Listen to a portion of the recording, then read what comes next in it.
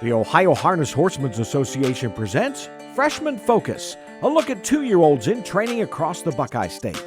Freshman Focus is presented by Eldorado Scioto Downs, now racing Tuesday through Saturday, post time 5:45. By Sugar Valley Farm.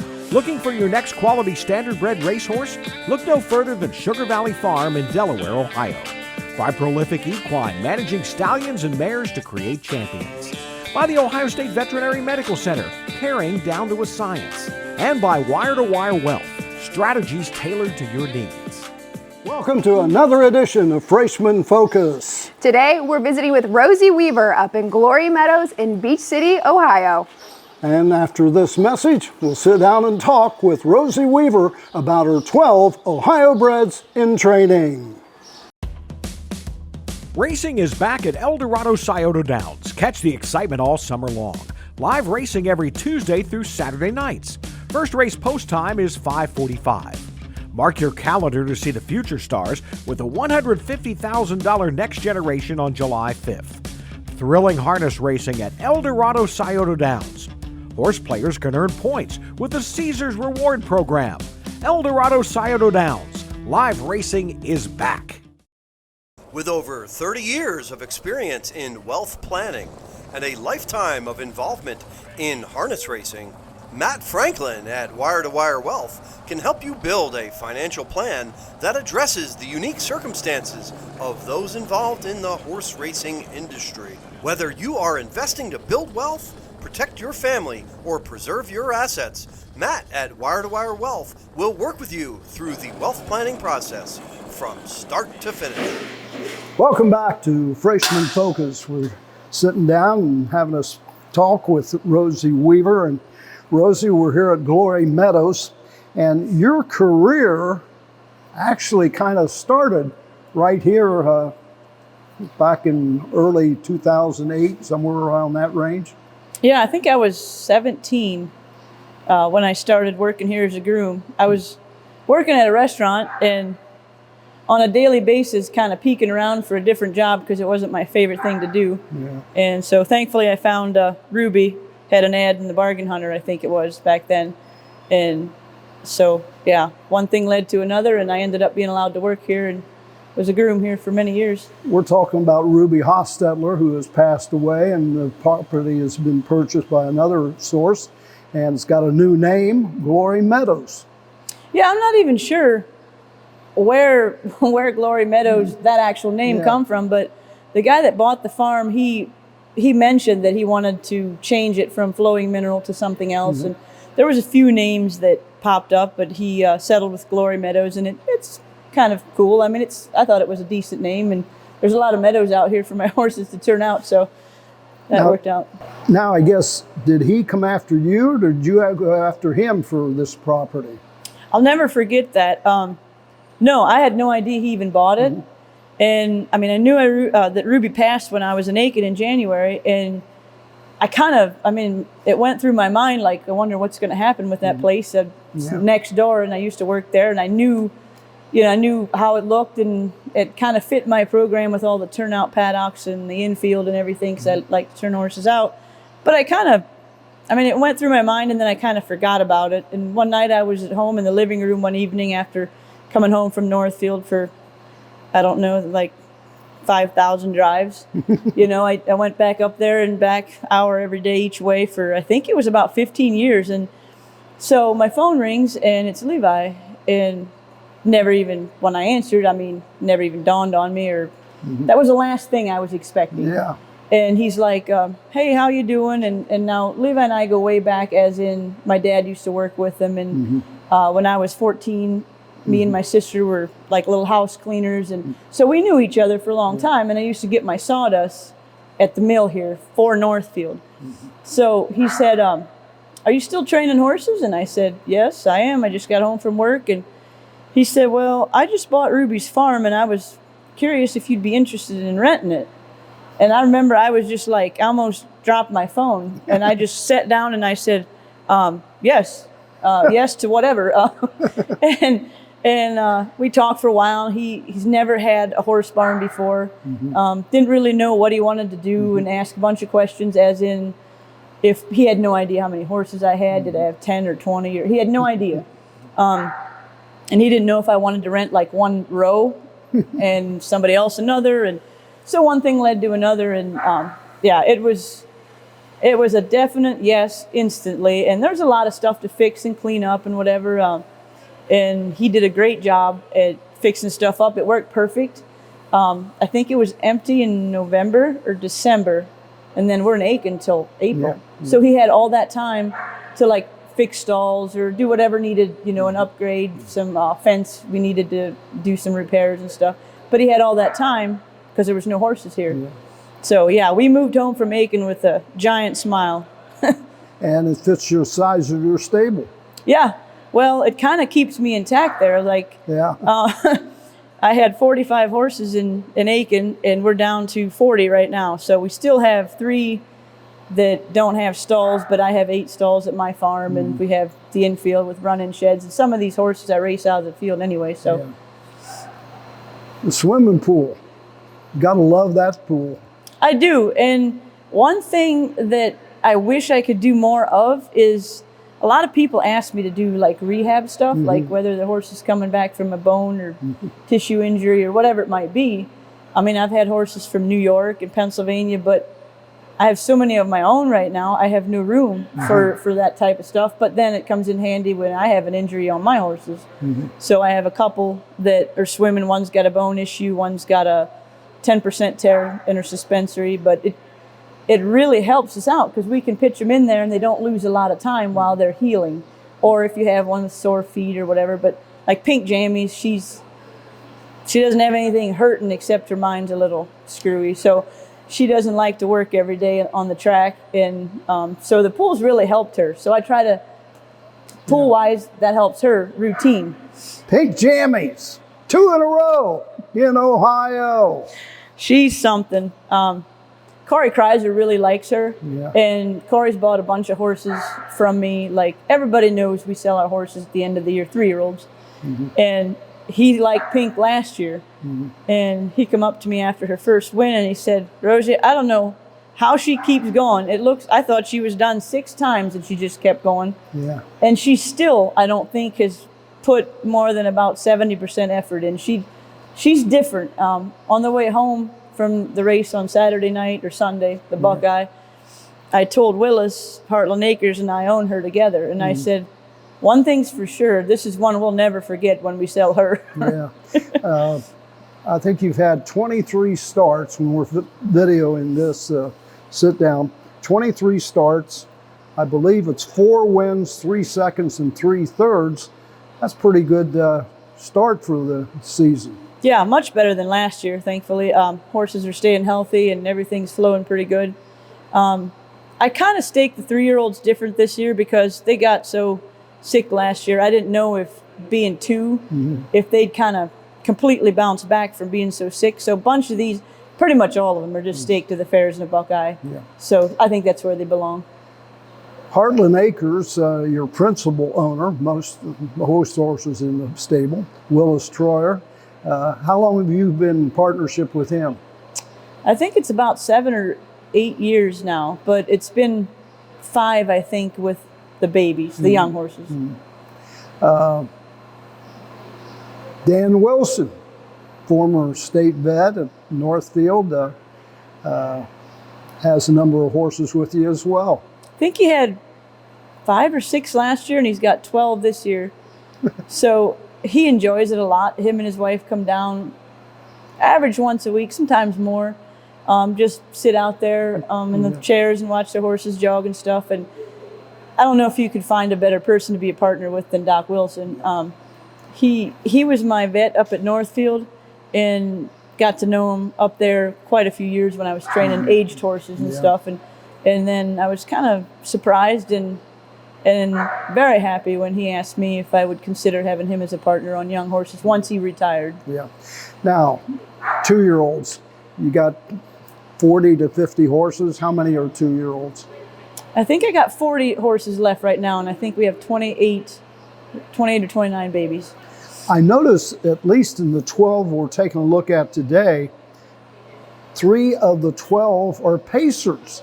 All of a sudden, you're getting more pacers in your stable. Well, that's what Pink Jammies does. She, you know, everybody, I mean, not that she wasn't really a great horse last year, Yeah. but she did great where I put her. I don't think she could have paced after those, you know, great sire stake horses that Ron Burke has and Virgil Morgan. But she did her part everywhere I put her. She currently has 22 starts as of today.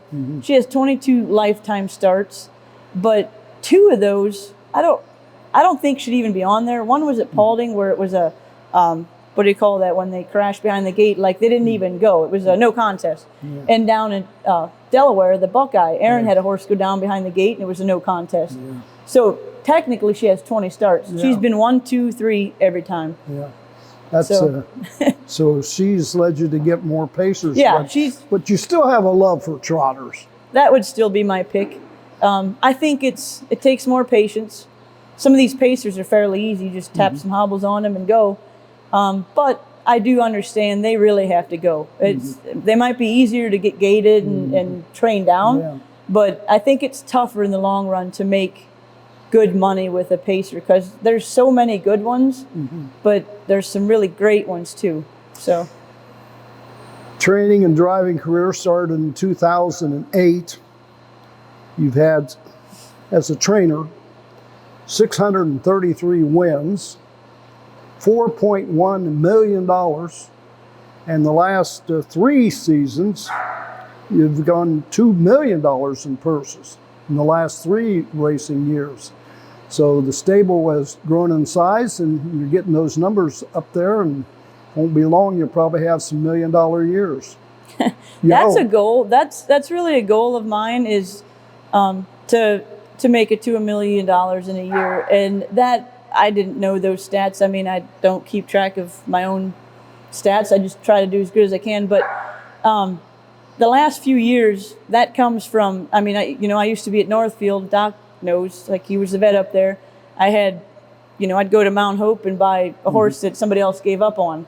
And I had some owners that were nice enough to help me get started. But everything was like older horses and overnight horses at Northfield. And the purses 10, 15 years ago weren't what they are now either, even if you just stick to race horses like that. But the last 3 years, or it's been closer to 5 now, that we've had pretty much nothing but babies that we just race 2 and 3-year-olds. That obviously means stake races, which means more money, which makes me look better money-wise too. But I also have owners like Dan Wilson and Willis Troyer and Dave Jury and Mark Martin and the list goes on, but those are 4 that have been with me for a few years now, and they trust me to train their horses, and means they go to the sale and spend some money. And if it wouldn't be for them guys, those stats wouldn't look the same either.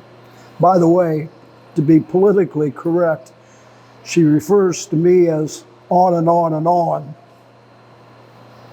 On and what?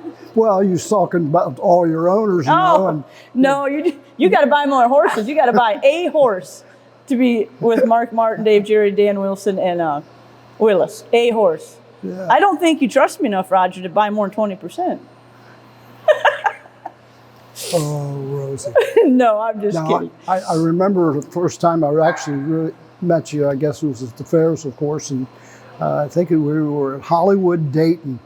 And I said, I want to get a horse with you, or something like that, and I was just basically had quit working at the Meadows and was working the OHHA and things, and there was no question I was going to get involved with 2 people, Mike and Heather Wilder, who I've known for so many years, and I refer to Heather as my adopted daughter, and Rosy Weaver, just watching your operation, training and driving at the county fairs, and I give you total faith. I don't have anything to do with picking the horses. I don't tell her where to race, don't tell her where to stake or anything.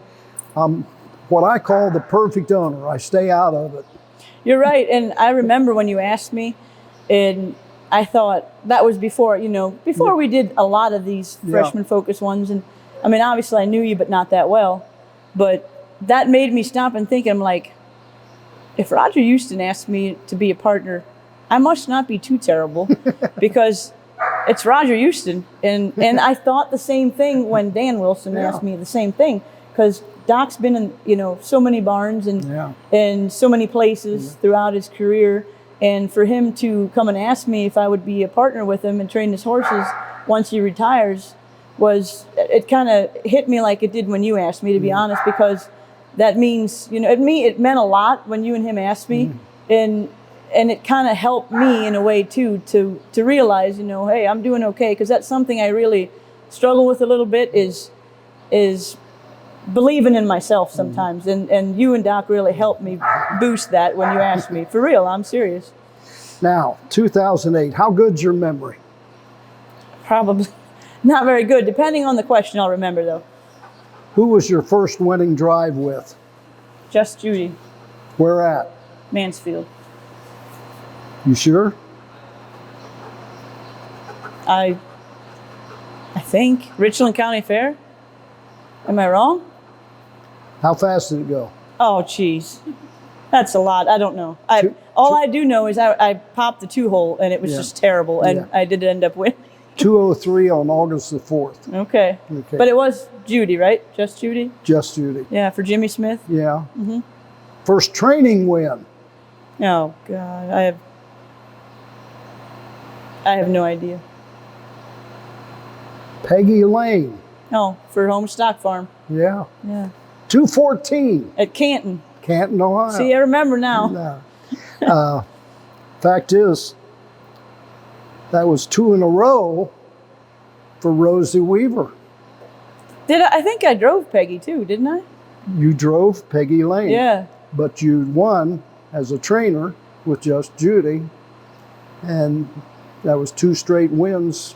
Maybe you drove them both, I think. Maybe. I think so, yeah. But it was 2 in a row. It was a couple weeks between Apart, each of them, but you got started in the right way. Yeah. What do you like about the fairs? The atmosphere, the closeness. I have a couple owners from Michigan that were here, and great people. Lance Bayless and Jack, can't even tell you his last name. Great guy. I met him last week. He was down here for the first time. He has 1 pacer in the barn. Really great guy. And we were talking about the races and everything. And that day he told me, he's like, you know, I'm not looking for, he said, obviously I don't want to lose money, but I'm totally fine if you put my horse where it belongs. And if that's the fairs, that's great. He said, I'll drive hours to go to a fair and watch my horse race. And chances are if it races at a pari-mutuel track, I'll just watch from home. Yeah. And he wasn't knocking the pari-mutuels, obviously. We're all striving for a sire stake horse, and that's the ultimate goal, and everybody's excited if their horse makes it to the top level.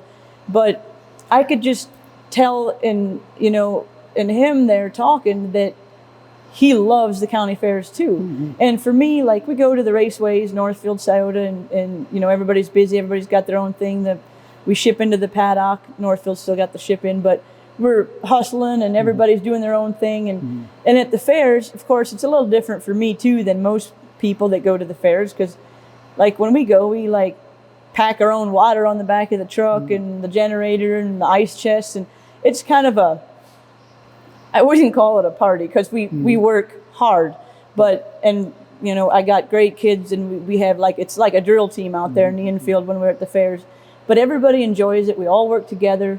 You know, it's not, I don't have one groom take care of one horse at this place and then you take, like, we all pitch in and everybody has fun, and we take drinks and sometimes sandwiches, and it's just, and that's the type of atmosphere that I really enjoy about the fairs. Plus the money's better than it used to be. And I think you can teach your 2-year-olds a lot more at the fairs, and sometimes you can make, I think a 2-year-old year you can make or break a horse. And I think if you put him in, Pink Jammies is a prime example. If I would have took her only the sire stakes, she probably would have made 15,000 tops, and she wouldn't be the horse she is today, because her attitude isn't the best. So there's another opportunity to get a horse in somewhere where they can be competitive, their owners can make money. And I don't know an owner that doesn't get excited when I say, hey, we're going to Paulding. Like, we're all waiting to go to Paulding, and as crazy as it sounds, I can't wait to go. So fairs are all positive for me because of, for so many reasons. Kids like to go, my owners do, the horses are okay. And I would definitely pick fairs over Scioto and Northfield. Obviously not the money, and I'm not saying I don't want Buckeye and Cyrus State horses. Yeah. 65, 66 county fairs, state of Ohio independent fairs. Have you been at every fairgrounds in the state? No. That Ohio Colt Racing Association is one that I never staked to. So many of the fairs are like 3-4 hours away in that circuit.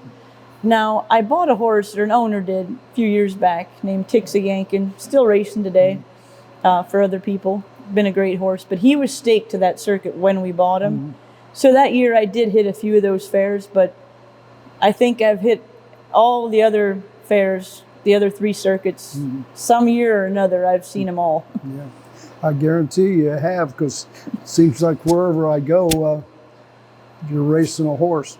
You got 12 this year that we're going to take a look at, and after this message, Ashley Daly will go through the barn and take a look at the 2-year-olds in training for Rosy Weaver. Captain Kirk is standing his 2nd year in 2025 here in the state of Ohio, and he's attracting some of the best brood mares in the entire industry. You want to breed to a stallion that can step your mare up. And if you're breeding to sell those foals, you have to breed to the stallion that the biggest bidders will pay a premium to acquire. Captain Kirk stands at Winterwood Farm, and his introductory stud fee of only $3,000 ends after the 2025 season. So book your mare today. Write down this website. Go to CaptainKirkInfo.com to get all the details right now. At Ohio State's Galbraith Equine Center, our veterinary champions are here for your champions 24/7, 365 days a year. Our expert team of boarded surgeons, sports medicine and rehabilitation specialists, together with veterinary cardiologists, internal medicine, and ophthalmologists, make our hospital your best resource for all sport horse performance issues. The Ohio State Veterinary Medical Center's Galbraith Equine Hospital. Call us today at 614-292-6661.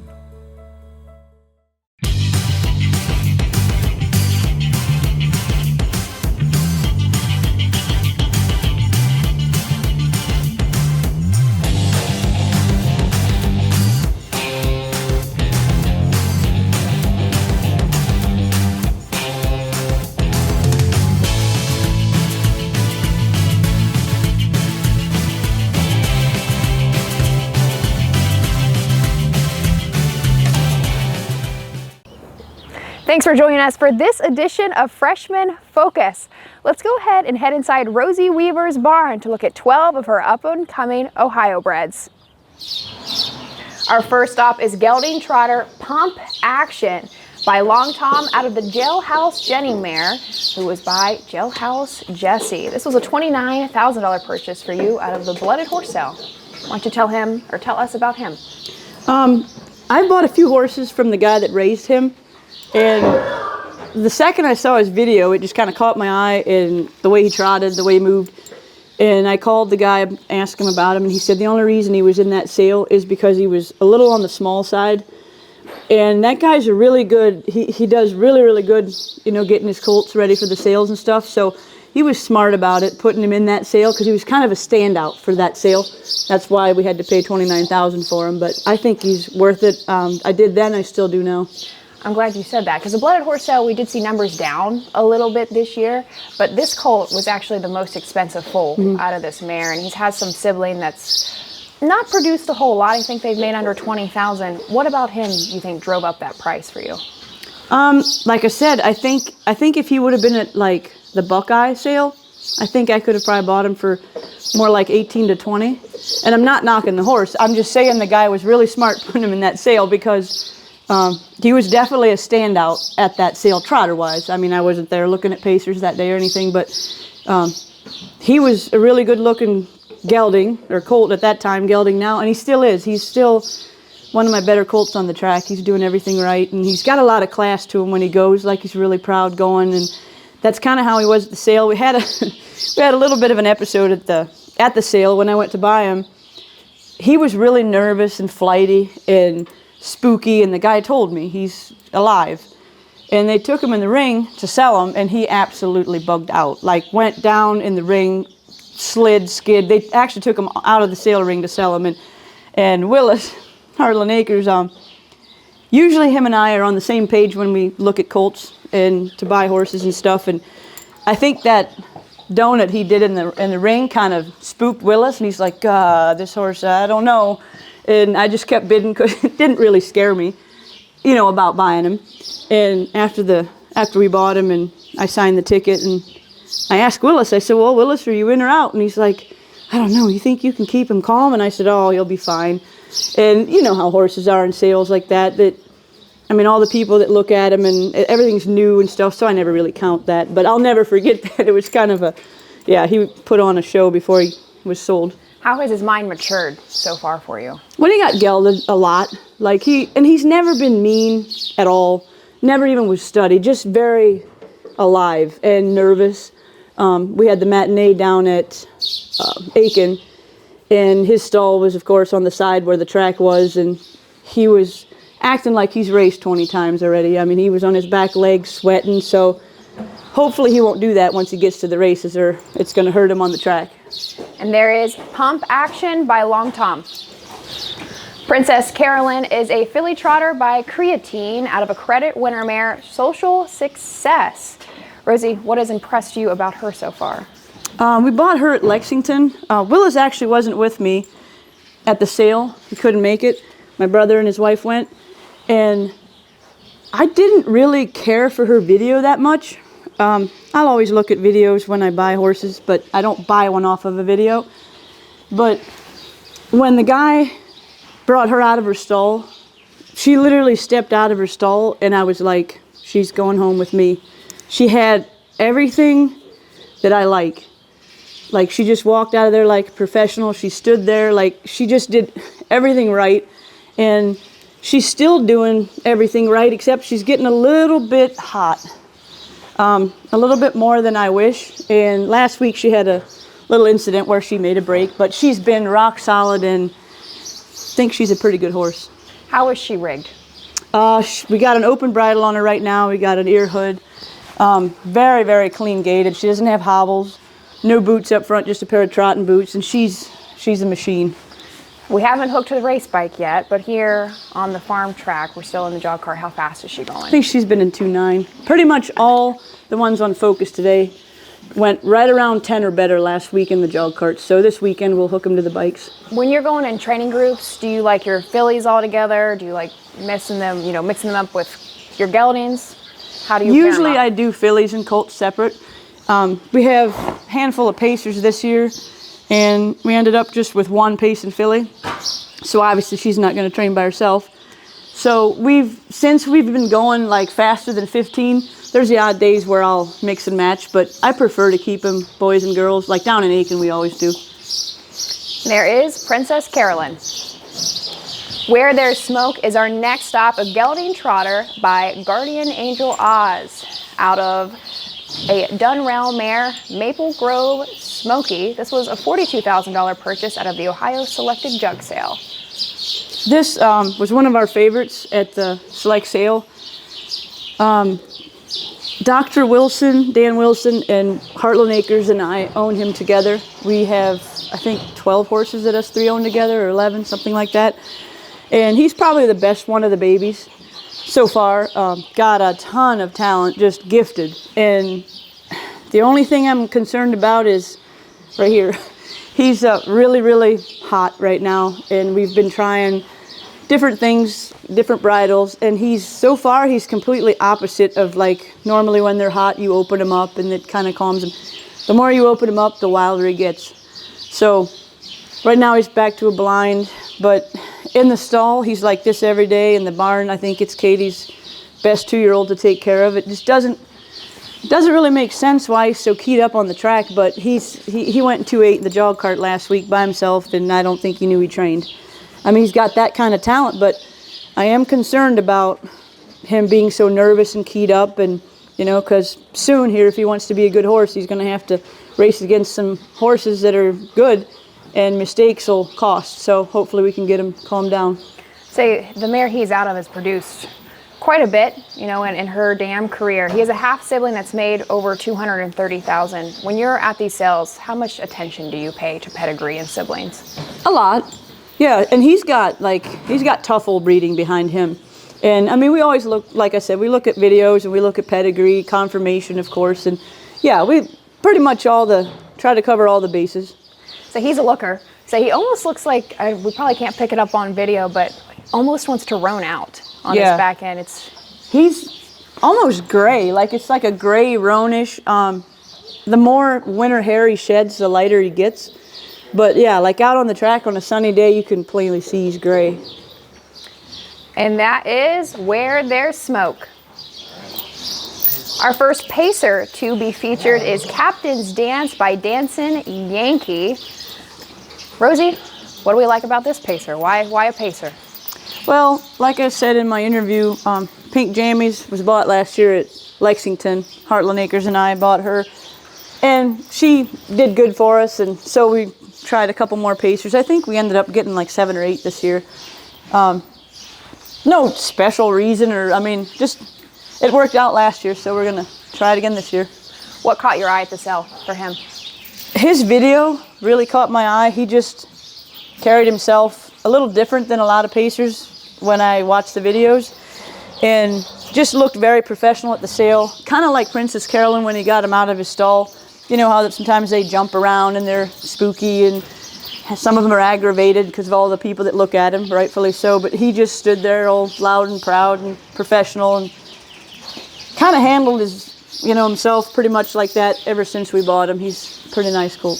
Has he been a natural from the start when it comes to being on the track? Very much so. Doesn't wear a boot.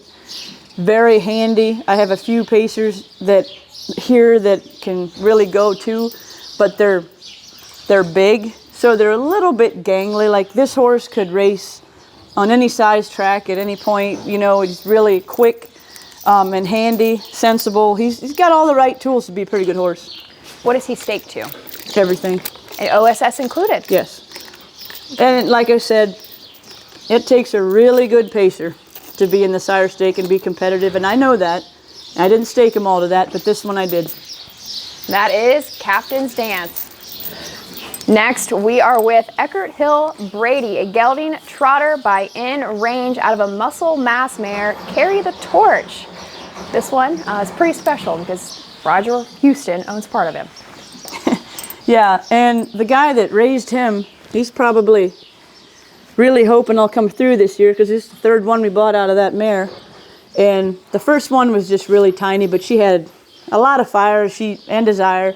I liked her attitude and her will, so we bought her sister, who's really nice too, but obviously we had our horses all get sick last year, and she was one of them. So, and then this year she started the season with a torn suspensory, so hopefully Brady will pick up the pieces. He's pretty nice. So this is your first gelding out of this mare that you've trained? Yes.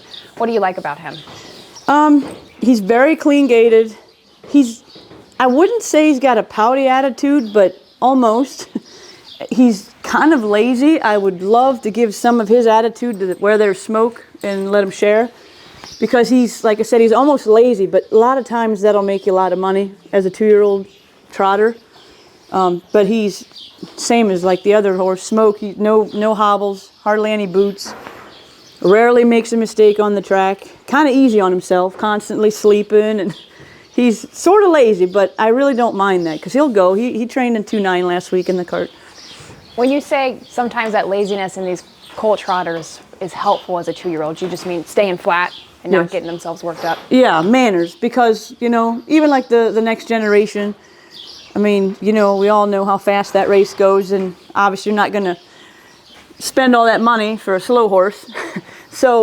But sometimes I think manners will make you more money in that race than actual speed, because like Smoke, he's got a ton of speed, more than any horse in my barn, but he'll blow up a lot quicker than most. So that's what I mean by that. Like, I think I'd pick Brady over Smoke for manners right now, money-wise. And so that's what I meant. Like, just sometimes a slow and steady early in the season will make you more money. How is he rigged? He's got a blind bridle, jogs in a happy bridle, no ear hood or plugs, no hobbles, just a pair of trotting boots, and that's about it. That is Eckert Hill Brady. Our next stop is filly trotter Viva Magenta by Long Tom out of She's Not Red. Tell us about her. She was at the select sale I think Willis paid $17,000 for her. Willis and I own a lot of horses together, but every year he likes to have a couple by himself. It really doesn't matter, sort of, I don't know if we do it different than most or not, but we go to the sale and kind of buy what we can afford and like and for the right price, and and then after the sale, Willis usually picks out a couple that he wants for himself. And I knew he really, really liked this filly, her video, everything about her. So this was one that he decided to take for himself. And she's going to Paulding. She's a really nice filly, a little bit smaller than Princess Carolyn, who we did earlier, but very handy, just very honest, kind of like Brady's attitude, only a little bit better. Very, very nice for a filly trotter. Like, she's very professional. Say her dam made over 200 in her racing career, and she's got a lot of babies on the ground, and even some half siblings that have made 250, 160,000 or more. What are your hopes for Viva Magenta? I staked her to the Buckeye Stallion Series in the fairs this year. I think, as of today, that's right where she belongs, and she's one of them fillies, I think, wherever in that, like the Stallion Series and fairs, wherever she'll draw or whoever she'll be in with, she'll have a chance to do really good. Not saying she couldn't be a Sour Stake filly, but she's, like I said, she's a little bit smaller, and Willis really likes to put them where they can be competitive. And he mentioned it to me. He's like, I'm totally fine if you just want to stake her to the Buckeye and the Fair this year. And I truly think she'll be really nice in them 2 circuits. How hard is it for you to make that decision not to stake in the OSS? And what happens if you really do have a good one, but you're not staked to it? Well, that's kind of a tough question. Like, for her, I let Willis decide that, because obviously it's his money. But we talked about her, how she was training, and for anybody else in that matter in my barn come stake season. And I think if they have, if it looks like they really have a chance, by the time it rolls around and it's July, they might have a chance. You know what I mean? Like, early, a lot of people have really nice babies. And it's tough. It's not easy. And I would much rather put them a class below. Like, I think she could go with the Sour Stake fillies. I don't think she'll be anywhere near the best. But she could chase after them, probably grab 4th and 5th. But to me, sometimes that'll kind of kill their desire early in their career when they give it all they have and they're just chasing. So I really try not to do that to them. How has her mindset been? Absolutely, totally professional. Like, she's like a little 4-year-old mare. Her little head goes right with her gait. She just digs in, pretty much asks, whatever you ask her to do, she tries. And she's very mature for a 2-year-old filly trotter. And that is Viva Magenta by Long Tom. Gelding trotter Mogul Maverick by What the Hill out of a Conway Hall mare, Glide My Way. Rosie, the first thing I noticed, we got some toe weights on this one. Tell us about him. He's big and stout, and so far he's got kind of a lot of action, a lot of what the hills do. A lot of what the hills are really up and down. So I was just trying to get a little more, he needed weight, but I was trying to get a little more reach out of him too. And so the toe weights just seem to help more than a bell boot for him. And I know toe weights are sort of old school, but I honestly use quite a bit of toe weights still. So you had a half sibling, a very nice half sibling, Elegant Gigi, which is just a few years ago, not all that long. She has made at this point in her career 140,000. Do you see any comparisons between the siblings? Maybe the attitude a little bit. She was obviously the Jarnbro. She's actually, I retired her and she's my only brood mare. So she has a colt this year. That's her first baby that we're going to be breaking this fall. So I'm sort of excited for that. But that is why I bought him, because of her. And I wanted to buy a couple of her siblings after her, but I guess she made too much money and looked too good for me to afford those. So finally I mustered up enough money to buy him. And I do have a partner on him, a couple guys actually, that have wanted to buy, Tim Gentry's wanted to buy a baby with me, sort of like Roger did, like, just a percentage for a few years now. And finally it worked out with Maverick that he owns 20%, and he's really enjoying the ride so far, and hopefully the horse will stay sound and he'll have a lot of fun this summer. But he's doing good. He can be a little warm on the track too, which is kind of odd because he's pretty chill in the barn and stuff, but he's doing okay. I see he's kind of busy as we're sitting here talking about him. I was wondering how that translated. Usually he's pretty good. I'm sort of surprised he acts almost nervous today, but like if you noticed on the video today, he jogged in a happy bridle, no hood or whatever, but he wears earplugs to train. And I've been training him because he's a little bit, he's not the easiest horse to train. And when he does make a mistake, for some reason, he just wants to like run off.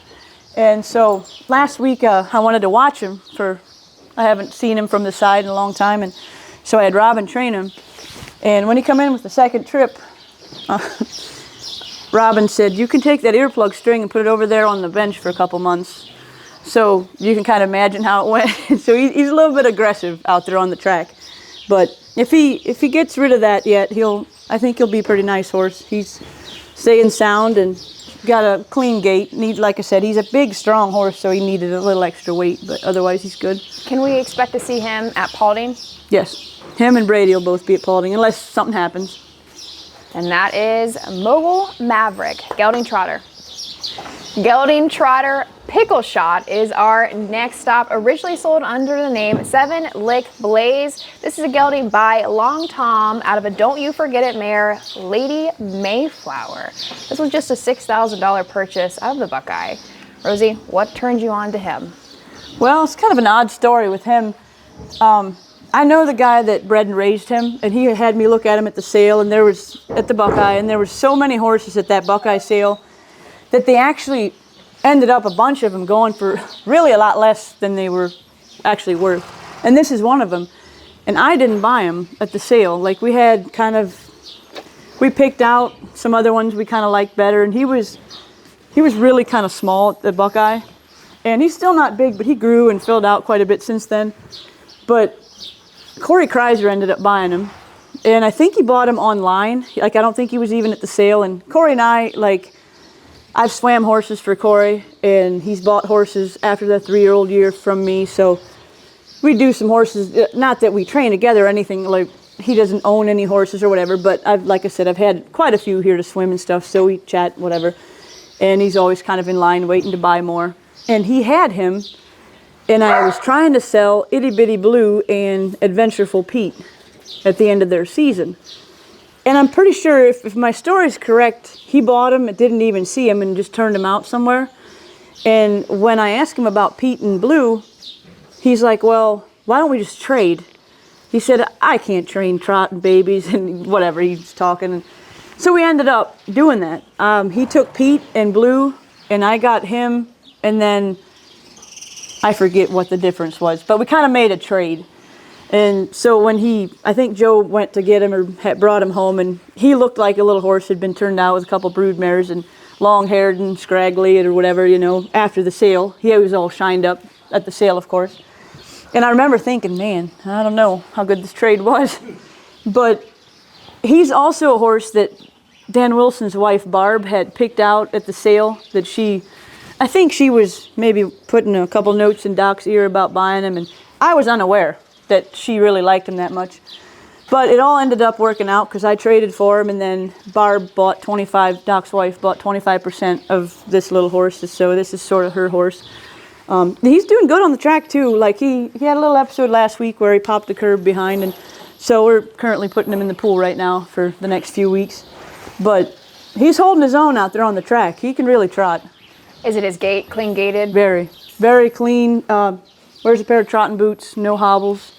Yeah, he's very sure gaited for a little baby trotter. He don't need toe weights or nothing. Some of the other gelding trotters we've stopped by have been pretty big horses. He's kind of the opposite. What would you change about him? Would you like him to be a little bit larger, or is now this size good for you? This size is honestly totally fine for me as a 2-year-old. I would actually, I'd rather have some of those bigger ones shrink a little bit. Like, I don't have any giant 2-year-old babies this year, trotter-wise. I do have one pacer you'll see in a little bit, but I don't think there's anything wrong with his size. He'll be okay. And is he staked BSS and fairs? Yeah. Paulding? Yep, yeah. I don't know, with that curb being popped just lately, he might miss Paulding, but plan is he'll be a Buckeye fair horse. and that is Pickle Shot. Our next stop is Long Time Comin', a gelding trotter, another one by Long Tom out of Lisa Jane. This mare actually was quite impressive during her career, made over 200,000 with a mark in 55-4. What do we like about this gelding?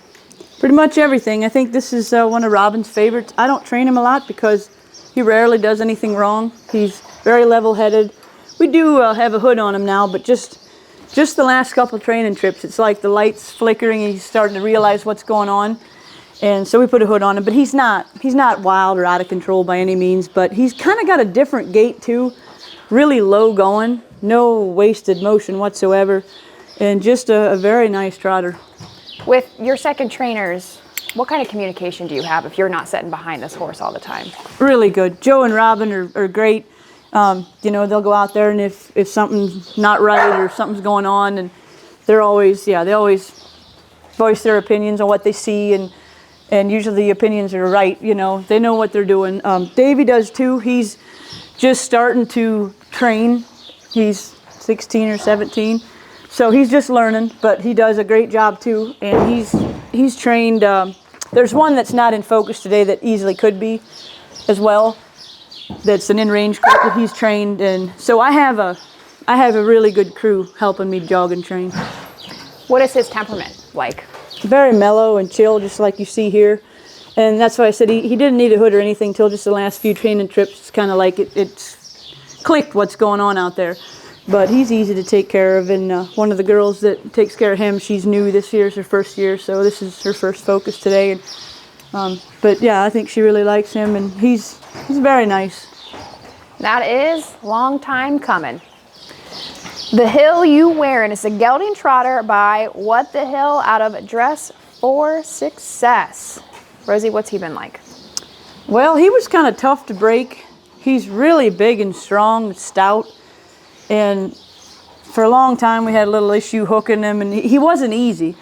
But he's so big that it took him a minute to get rolling, gated-wise and stuff. And since we're going faster, I put a pair of toe weights on him, and I think they're off right now because he just got shod. But and I added a light pair of hobbles, and they're not on tight or anything, but it's really kind of helped him be more sure of himself. And every week here the past month he's trained, he's gotten better and better and better. He's not one of those ones that's just a natural when we bought him or when we got him.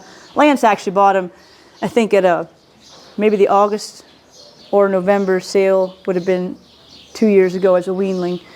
And then he was turned out. And I guess he was pretty aggressive at the place where it turned out. So he come to us a gelding, because kind of the type of baby he was. We've talked a lot about What the Hills. We've stopped by a lot of What the Hills today. How does he compare to the rest of them you've got in the barn? He's kind of different, really. He doesn't have the really loud, high action, head up kind of. A lot of those What the Hills are pretty to look at. That doesn't make you any money on the track, but you know, they're kind of fancy. This horse isn't fancy. He's actually kind of low going, and he has no wasted motion. And like I said, he gets better every week. Like a month ago, he wasn't in freshman focus. And since then, there's probably nobody in focus today that has improved more in the past 30 days than him. And that is The Hill You Wearin'. Another gelding pacer, Rock on Beach by Down by the Seaside out of Little Sis, a Big Jim mare. This is pretty clearly a Down by the Seaside, in my opinion, the way that he looks. Yeah, he's got the big old pacing head, and I didn't know, but it sounds like Seaside had kind of this look too. That's definitely not a trotting face. What's he been like for you so far? He's like a gentle giant. Like he was, Stephanie, the lady that raised him, I think no-sailed him at the select sale and took him back home, and she called me a while later. I want to say it was close to end of November, maybe early December, till we finally got him. And Joe went down to pick him up and brought him home, and when we put a harness on him to break him, it was like crazy. He's so much bigger than anybody else we have, and we had one harness that fit. Everything was maxed out in the last hole, and I'm thinking, how is this monster going to be to break? You know, if he starts kicking, we'll all go flying. but he's never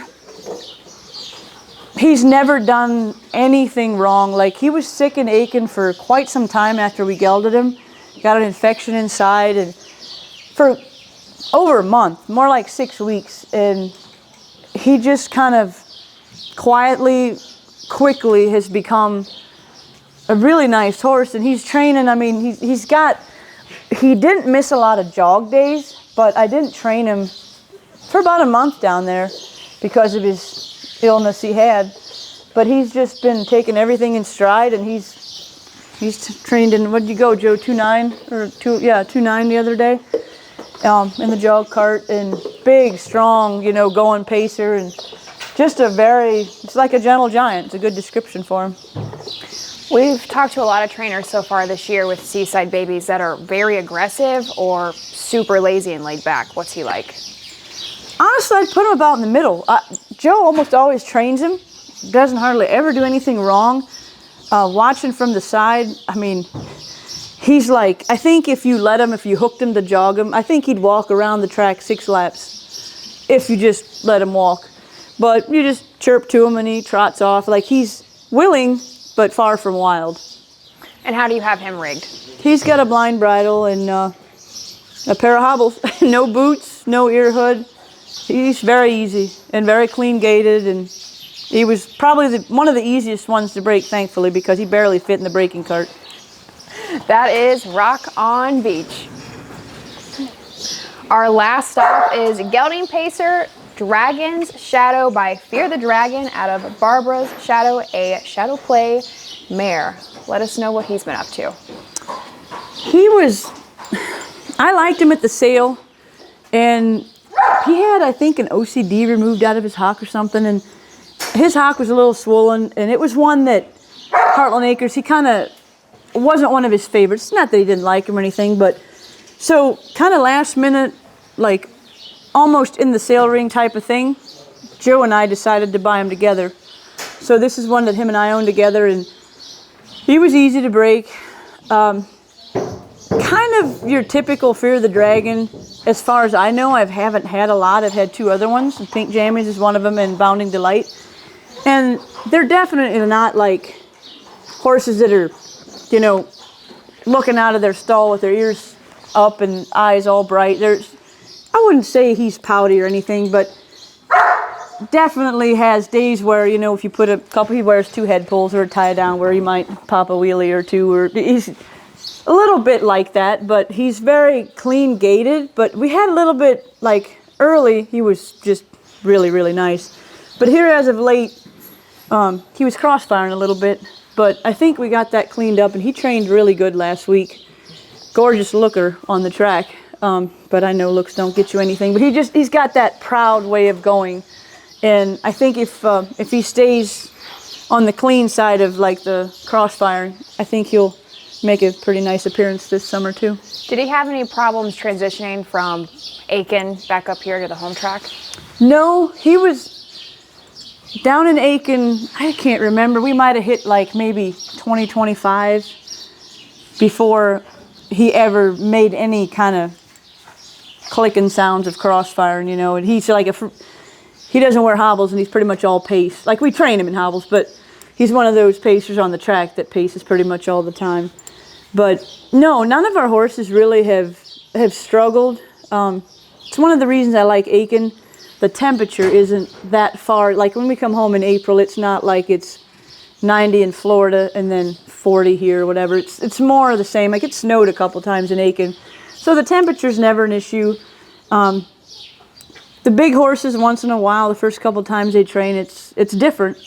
But I always come home and we kind of back off on where we were going down there and kind of ease back into it here. And I thought that big horse Rock on Beach might struggle, but he never missed a beat out there. And like this horse, it's not, the half mile's not what made him crossfire, for sure not.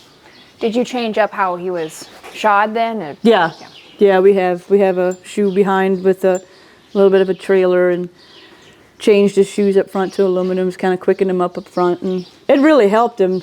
We had to do a few things before we caught what's going to work for him, but seems to be working now. He was, like I said, Joe trained him last week, and I watched him, and he looked really good. And that is Dragon Shadow, a gelding pacer. Rosie, we thank you and all of your help here today for letting us hang out for a little bit. You're welcome. Well, that wraps up another edition of Freshman Focus. We hope you've enjoyed today's broadcast with trainer Rosy Weaver. We'd like to thank Rosie and all of her caretakers for making the job real easy for today's Freshman Focus. Join us again next week, same time, same location for Freshman Focus. This has been Freshman Focus, a look at 2-year-olds in training across the Buckeye State. Freshman Focus is presented by Eldorado Scioto Downs. Racing begins May 8th with the next generation July 5th. By Sugar Valley Farm. Looking for your next quality standardbred racehorse? Look no further than Sugar Valley Farm in Delaware, Ohio. By Prolific Equine, managing stallions and mares to create champions. By the Ohio State Veterinary Medical Center, caring down to a science. And by Wire to Wire Wealth, strategies tailored to your needs. Freshman Focus is a production of the Ohio Harness Horsemen's Association.